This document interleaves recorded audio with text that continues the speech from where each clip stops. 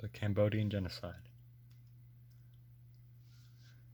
The genocide was enacted by the Khmer Rouge, who were led by Pol Pot and was influenced by Mao Zedong from China.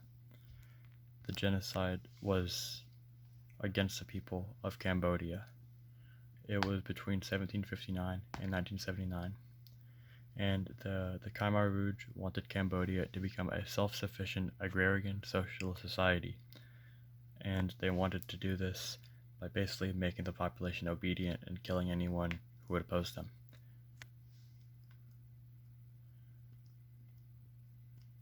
And that's him. So my inquiry question was, how does the Cambodian genocide compare to other genocides?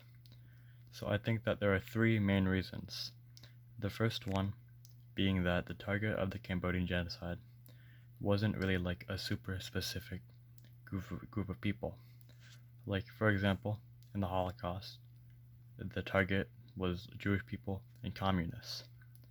But in the Cambodian genocide, it was basically just anyone who might pose a threat to like their way of life. The second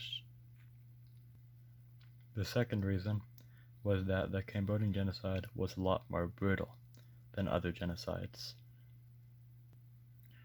If you were seen as a threat, they would either send you to re-education camps where they would basically torture you until you died, or you would be sent to the killing fields where they either worked you until you died, or they executed you using crude weapons like sharpened bamboo sticks, hammers, axes, and farming equipment. And the third reason is that this is less well known, and I think this should be taught in schools and stuff, because it shows that like education is like the root of society, because they killed a lot of teachers just because they were educated. They killed 70% of them, so this left like a whole generation without teachers to teach them, and the illiteracy rate rose to 40%, and a lot of the shockwaves of this are still felt today, because a whole generation of people who are uneducated is not very good for a country.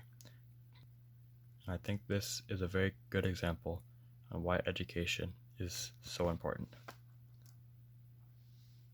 So the human rights violated, there's quite a few.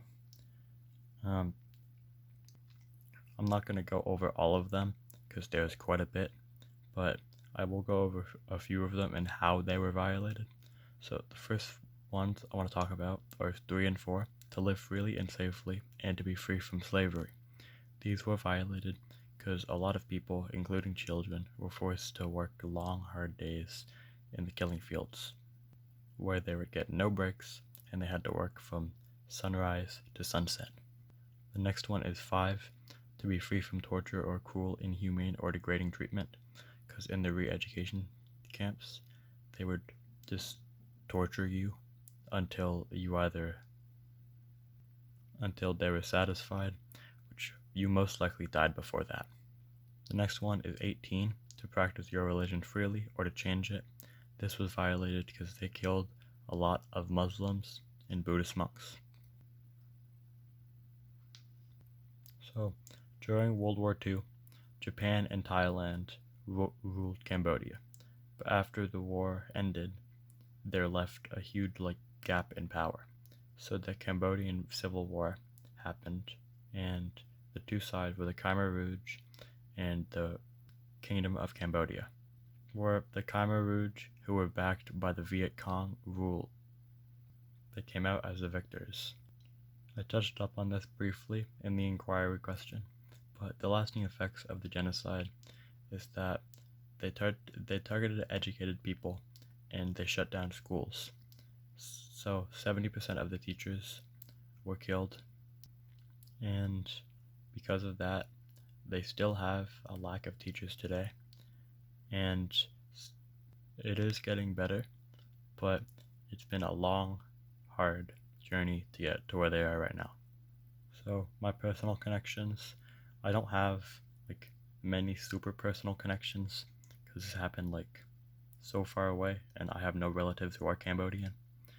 But this shows how important teachers in education are, because if a society is uneducated, then there isn't really much they can do. If you aren't educated, then there isn't a lot of jobs you can do. So a lot of important positions like doctors and teachers and things that you need to be educated for just weren't filled. And that shows why education is such an important thing. And these are the sources. That's the end of my presentation. I hope you liked it. You should give me a 100.